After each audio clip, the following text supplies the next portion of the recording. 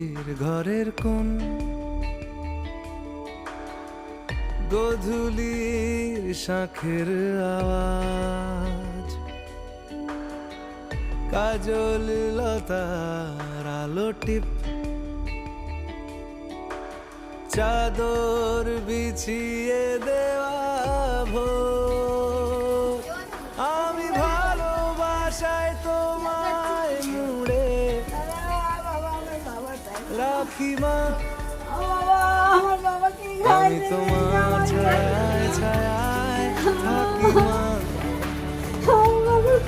আমি তোমার চোখের তারায় বাঁচি মা, আমি তোমার